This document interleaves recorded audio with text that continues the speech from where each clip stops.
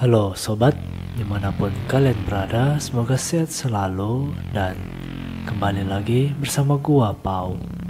Di video kali ini kita akan melanjutkan episode keempat TV drama series The Haunting of Hill House. Dan tanpa berlama-lama, mari kita mulai isi ceritanya.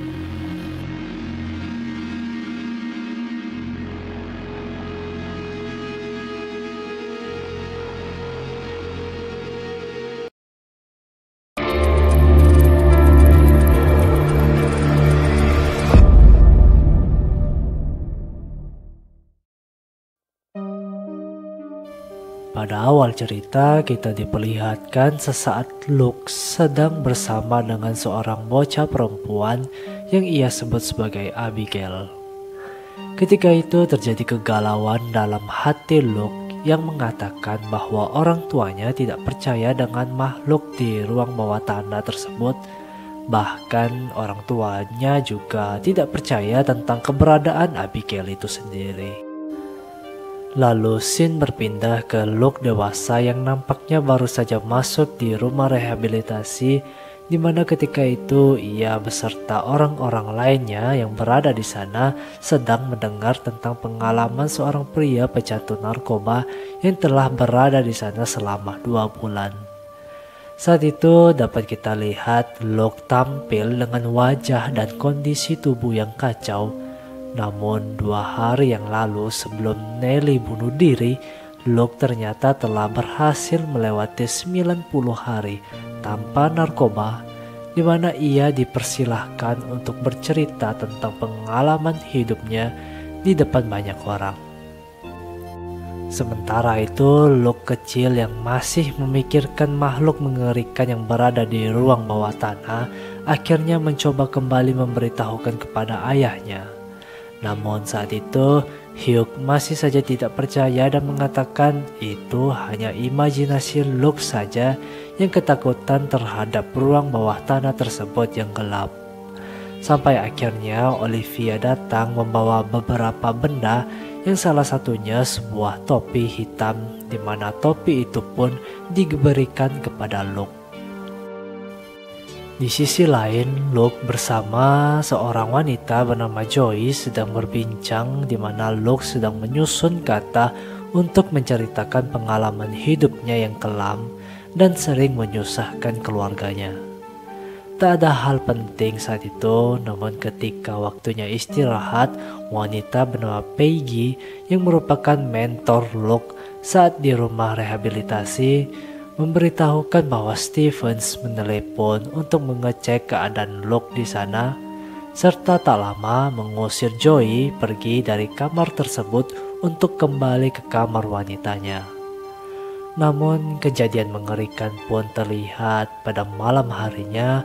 Luke tiba-tiba terbangun serasa tercekik, dan ketika itulah ia pun melihat Nelly berada di depan matanya, di mana Nelly hanya mengucapkan satu kata, yaitu pergi. Setelah penampakan itu, kita dibawa kembali ke Luke kecil beserta Nelly sedang bermain dengan telepon darat, di mana Nelly memberikan 3 kancing baju yang salah satunya tersangkut di telepon darat tersebut.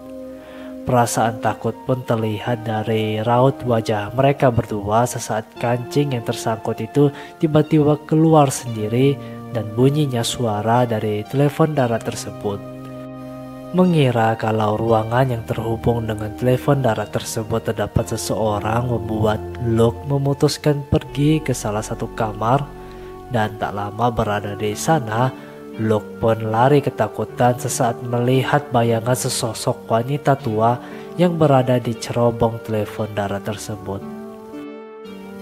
Keesokan paginya, Luke dewasa yang akan bersiap-siap untuk sarapan pagi tanpa sengaja menemukan sebuah surat di balik bantalnya yang ternyata ketika itu Joey telah kabur meninggalkan rumah rehabilitasi dan telah diketahui oleh semua orang. Pada pertemuan pasien rehabilitasi pagi itu, Peggy kembali mengingatkan tentang tekad mereka yang berada di sana untuk dengan serius mengikuti program rehabilitasi ini agar tidak kembali lagi ke jalur yang salah. Namun ketika itu, Luke yang memiliki hubungan khusus dengan Joey akhirnya membuat keputusan nekat di mana ia ternyata ikut kabur bermaksud menjemput kembali Joey.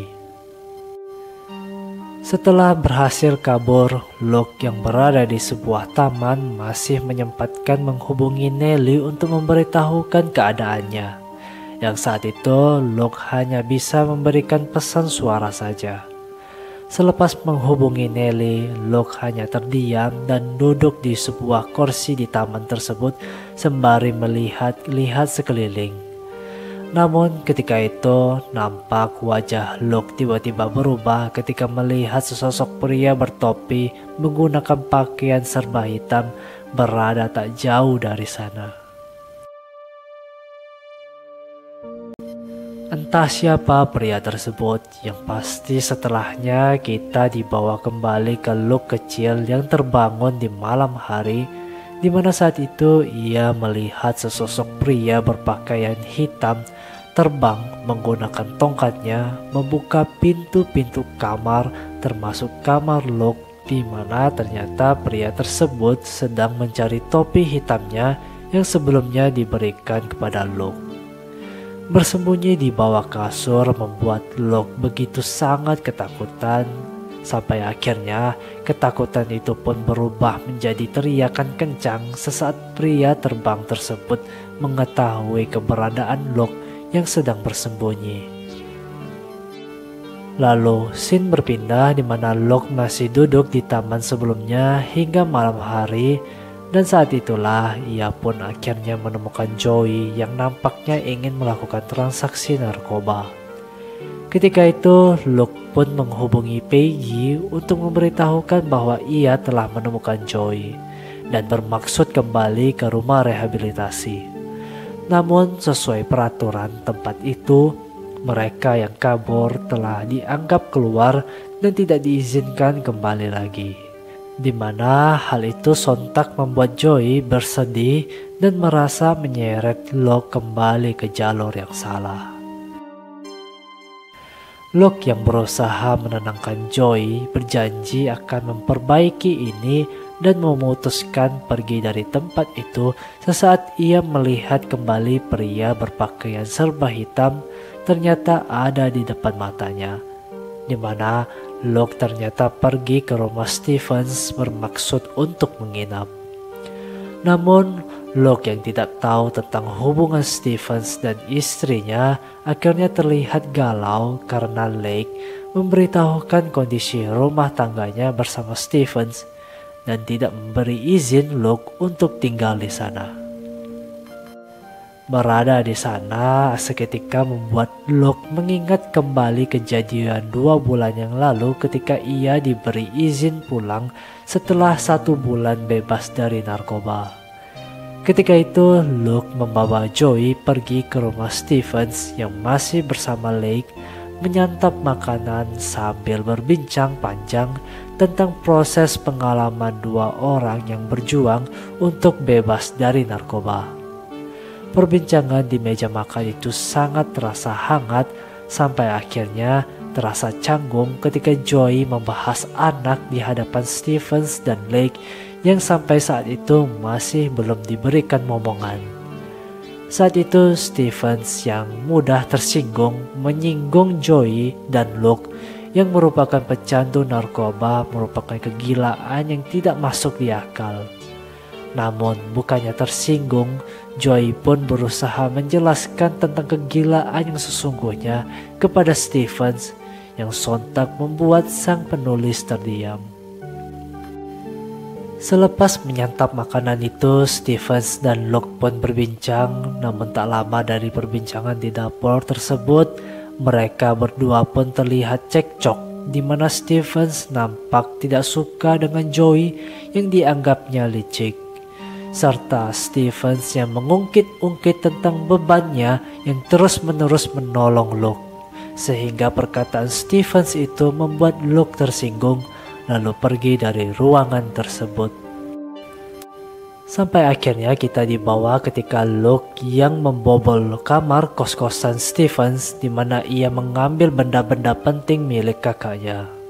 Ketika itu sama seperti kejadian pada episode pertama ketika Stevens memergoki Luke berada di sana demi mendapatkan kembali benda miliknya. Stevens pun memberikan sejumlah uang kepada Luke yang setelahnya pergi menemui Joey.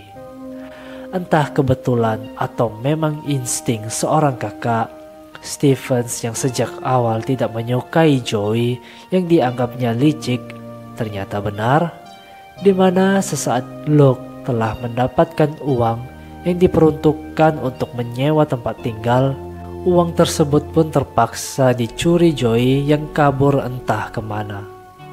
Dalam kondisi kedinginan mencari Joey, Luke pun beberapa kali kembali melihat pria bertopi berada di depan matanya, yang tentu hal itu membuatnya ketakutan. Lalu kita dibawa ke Luke ketika ia akan menceritakan pengalaman hidupnya sampai akhirnya menggunakan narkoba dan kekacauan-kekacauan dalam hidupnya yang lain. Sembari kita melihat Luke dewasa yang masih berada di luar, berjalan tanpa arah sambil terus-menerus menghitung dari 1 sampai 7. Beberapa fakta dan kejadian pun terjadi saat itu.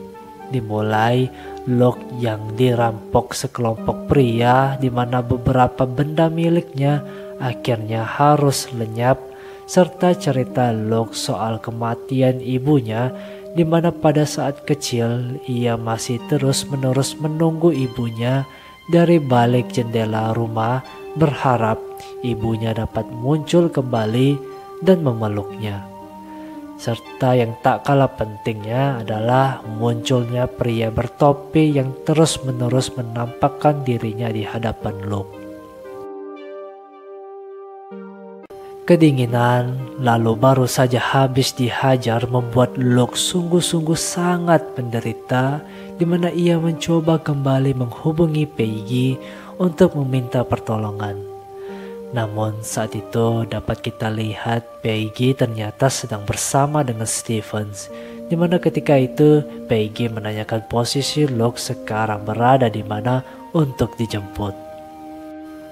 Menunggu untuk dijemput, Luke pun terkenang masa kecilnya ketika ia sedang mencoba menenangkan Nelly yang kembali terbangun akibat kedatangan wanita berkepala bengkok.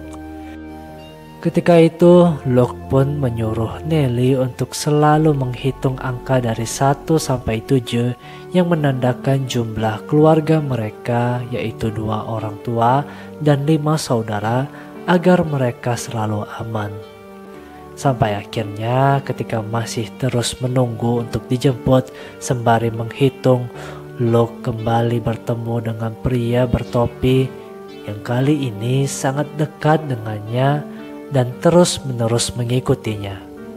Lalu ketika pria bertopi itu benar-benar telah berada di belakang Luke, Luke pun menoleh ke belakang dan saat itu muncullah Stevens untuk menjemputnya.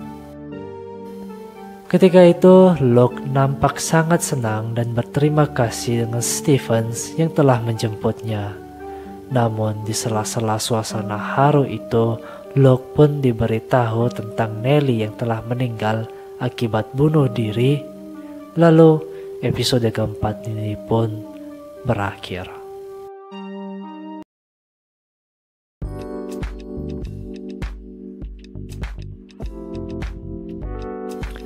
Oke sobat, pada episode kali ini beberapa misteri episode kemarin terjelaskan, salah satunya Stevens yang memergoki Luke membobol kos-kosannya, yang ternyata benda-benda milik Stevens itu bermaksud untuk dijual agar Luke dan Joey dapat mendapatkan uang untuk menyewa tempat tinggal. Namun sayangnya uangnya malah dicuri Joey, serta alasan Luke kabur dari rumah rehabilitasi ternyata untuk menjemput Joey kembali.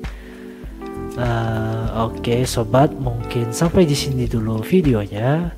Jangan lupa klik tombol like, komen, dan subscribe. See you again.